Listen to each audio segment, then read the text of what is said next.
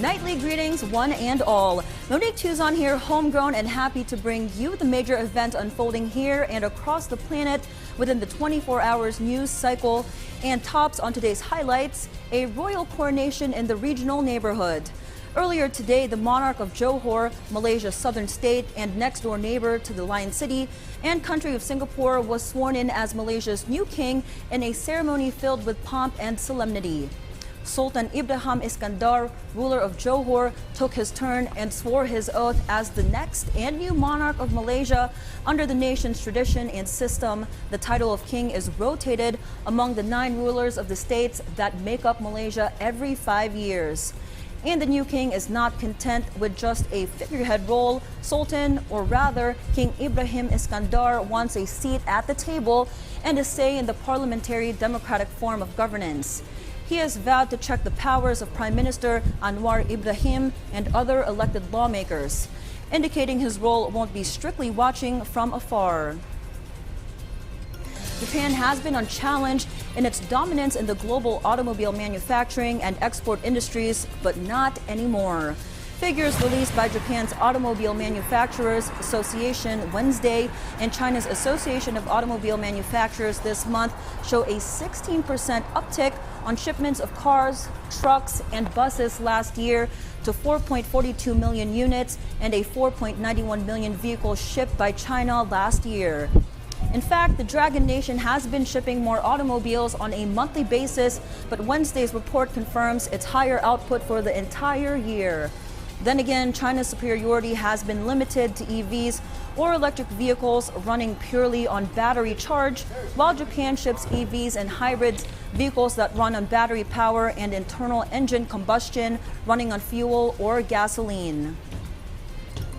The United Nations Relief and Works Agency has been caught harboring and hiring staff who directly participated in the abdominal attack on October 7 on Israel communities that yielded close to or over 13 Jewish and non-Israeli fatalities.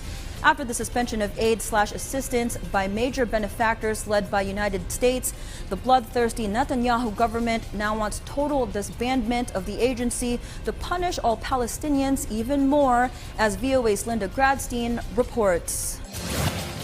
The U.S. Congress is holding hearings this week into whether the United States should permanently defund UNRWA, the United Nations Relief and Works Agency in charge of supporting the 1.5 million Palestinians defined as refugees in Gaza.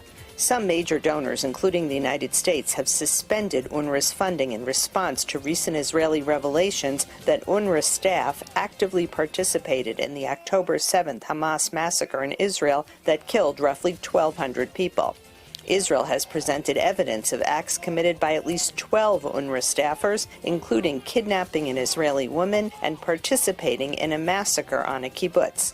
In addition, about 10% of UNRWA's Gaza employees have links to Islamist groups, and 50% have close relatives who belong to those groups, according to UN Watch, the watchdog group bringing evidence to the Congressional Committee. UN Watch is releasing a new report entitled UNRWA's Terrorgram, where we expose a Telegram chat group of 3,000 UNRWA teachers in Gaza. The purpose of the group is to exchange information for UNRWA teachers, but interspersed among 249,000 messages that we downloaded before they would be deleted, they repeatedly celebrate terrorism on October 7th and thereafter. UNRWA has a staff of 13,000 in Gaza, most of them teachers in UNRWA schools. In response to the Israeli allegations, the agency says it has fired 9 people and will continue to investigate. But some Israeli analysts say the problem with UNRWA goes far beyond today's crisis. They say that UNRWA has perpetuated the status of Palestinians as refugees for political reasons rather than resettling them like refugees from other conflicts. Un-Rah is started as a temporary agency with good intentions to settle the Arab refugees from the war of 47, 48, 49. Tens of millions of refugees were settled at the time from post-imperial wars. None of them, nor their hundreds of millions of descendants, are called refugees today. They've moved on to build new lives. except the Palestinians. U.S. Secretary of State Antony Blinken said the Israeli evidence against UNRWA is, quote, highly credible, but also said that UNRWA plays a crucial role in distributing needed aid in Gaza. Palestinian officials say defunding UNRWA will be collective punishment and make the difficult humanitarian situation during the war in Gaza even worse. This step simultaneously taken during the war in Gaza sends a wrong message. There is a war against the Palestinian people. This decision is incorrect and should be stopped immediately. We urge all these countries to repay the UNRWA because it's a humanitarian issue. Palestinians fear that if UNRWA is unable to operate in Gaza, the more than 1 million people sheltering in UNRWA schools will suffer an even greater humanitarian crisis. Linda Gradstein, VOA News, Jerusalem. At this moment, we shift focus to our colleague in PTV's Pine City studios for the latest developments brewing in the Cordilleras. Eddie?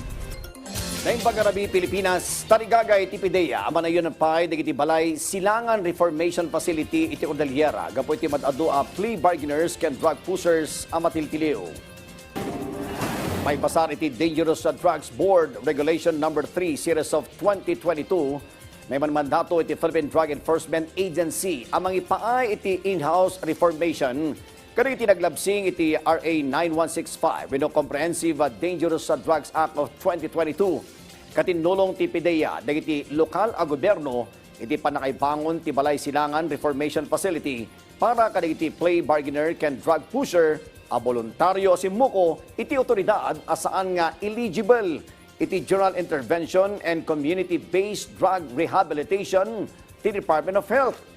Adaanan iti sangapulo ket maysa balay silangan reformation facility iti Cordillera. Karaman ito iti Bukay, Tayom, Danglas, Dagiman, Lagayan, Peñarubia, Tubok, Villa Sisosa ken Tinag iti Abra. Tadyan iti Mountain Province ken Lagawi iti Fugao.